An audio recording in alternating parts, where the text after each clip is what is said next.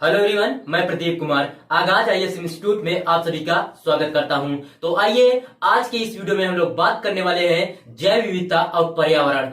जैव विविधता और पर्यावरण से रिलेटेड यूपीएससी के प्रीलिम्स और मेंस के लिए आज के जितने भी टॉपिक है हम आप लोगों के लिए लेकर आए हैं। तो चलिए देखते हैं। तो देखिए, प्रीलिम्स के लिए जो टॉपिक है वो चीता पुनः वापसी योजना और कूनो पालपुर राष्ट्रीय उद्यान केएनपी और गांधी सागर वन्य जीव अभयारण्य और मुकुंदरा टाइगर रिजर्व है। और मेंस के लिए जो टॉपिक है भारत में चीता स्थानांतरण की चुनौतियां। तो आइए हम प्रीलिम्स और मेंस के इन सभी टॉपिक के बारे में पूरे विस्तार से चर्चा करते हैं। तो देखिए चर्चा में क्यों है, आइए जानते हैं। भारत की महत्वाकांक्षी चीता स्थानांतरण परियोजना चीता ट्रांसलोकेशन प्रोजेक्ट को नई चुनौतियों का सामना करना पड़ रहा है, क्योंकि 2 चीतों की मौत के कारण परियोजना में बचे चीतों की संख्या 20 में से 18 रह गई है। कूनो राष्ट्रीय उद्यान में 23 अप्रैल 2023 को 6 वर्ष के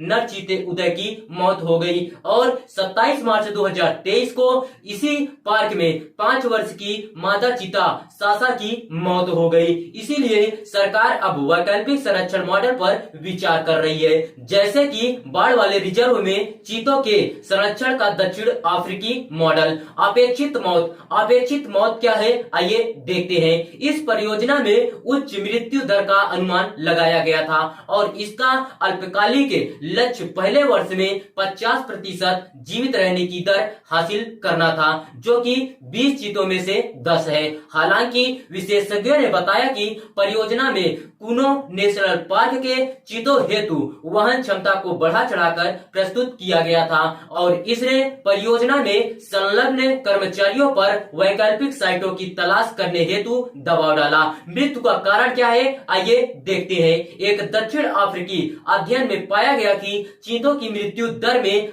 53.2% का कारण शिकार की वजह से मौत है। इसके लिए शेर, तेंदुआ, लकड़बग्घा और सियार मुख्य रूप से जिम्मेदार है। मुख्य रूप से परभक्षण के कारण चीतों को उच्च शावक मृत्यु दर का सामना करना पड़ता है, जो विशेषकर संरक्षित क्षेत्रों में 90% तक है। अफ्रीका में शेर को चीतों का प्रमुख शिकारी माना जाता है, लेकिन भारत में जहां शेरों की अनुपस्थिति पाई जाती है, गुजरात को छोड़कर वहां संभावित चीता परिदृश्यों में शिकार में तेंदुओं की भूमिका का अनुमान है। मृत्यु दर के अन्य कारणों में शिविर लगाना, स्थिरीकरण, पारगमन, ट्रैकिंग डिवाइस और चीतों शावकों को मारने वाले अन्य वन्य जीव हो सकते हैं, जिनमें जंगली सुअर, बबून, सांप, हाथी, मगरमच्छ, गिद्ध, जेब्रा तथा यहाँ तक कि शुतुरमुर्ग भी शामिल है। चीता संरक्षण के लिए दक्षिण अफ्रीकी मॉडल क्या है, आइए हम लोग समझते हैं। दक्षिण अफ्रीका में चीतों की सुरक्षा के लिए मेटा जनसंख्या प्रबंधन नामक एक संरक्षण रणनीति का उपाय किया गया था। इस रणनीति में चीतों को एक छोटे समूह से दूसरे छोटे समूह में स्थानांतरित करना शामिल था, ताकि उनकी पर्याप्त आनुवंशिक विविधता के साथ ही एक स्वस्थ आबादी को बनाए रखा जा सके। यह दृष्टिकोण दक्षिण अफ्रीका में चीतों की व्यवहार्य आबादी को बनाए रखने में सफल रहा, जिससे केवल 6 वर्षों में चीतों की मेटा जनसंख्या बढ़कर 328 हो गई। परियोजना के लिए उपलब्ध विकल्प क्या है, आइए समझते हैं। अधिकारी चीतों के लिए दूसरे निवास स्थान के रूप में चंबल नदी घाटी में गांधी सागर वन्य जीव अभयारण्य तैयार करने की संभावना तलाश रहे हैं। एक अन्य विकल्प कूनो से कुछ चीतों को राजस्थान के मुकुंदरा हिल्स टाइगर रिजर्व में 80 वर्ग किलोमीटर के घेरे वाले क्षेत्र की सुरक्षा के लिए स्थानांतरित करना है। हालांकि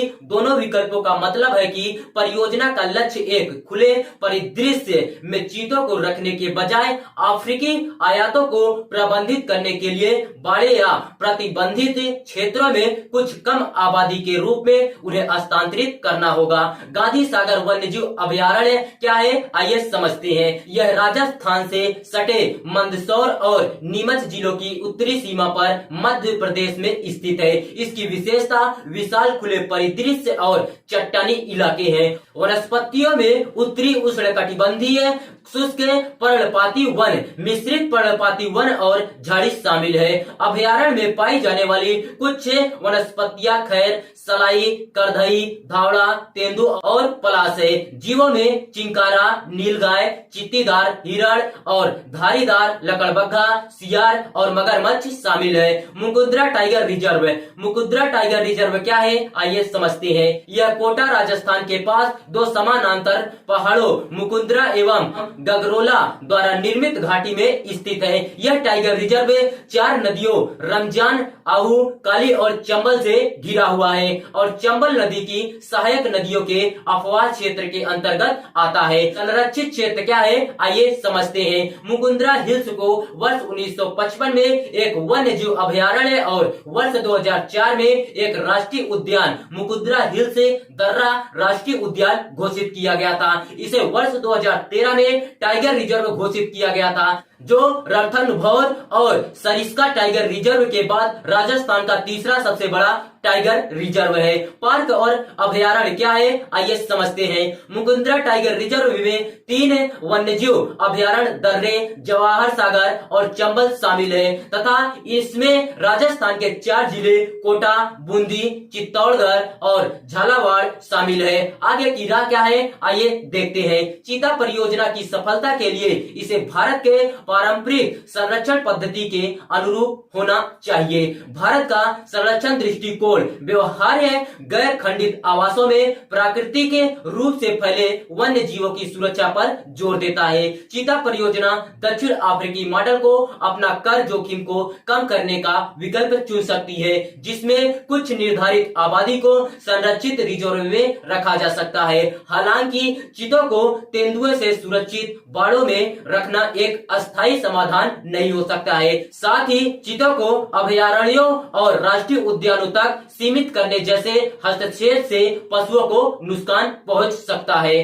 तो देखिए, अगर आप लोगों को इसका पीडीएफ चाहिए तो इसका पीडीएफ आप लोगों को टेलीग्राम चैनल पर मिल जाएगा। टेलीग्राम चैनल का नाम है आगाज आईएएस इंस्टीट्यूट। आगाज आईएएस इंस्टीट्यूट टेलीग्राम चैनल का नाम है और टेलीग्राम चैनल का लिंक हम इस वीडियो के डिस्क्रिप्शन में दे देंगे। आप यहां से भी जाकर टेलीग्राम चैनल को ज्वाइन कर सकते हैं और पीडीएफ डाउनलोड कर सकते हैं।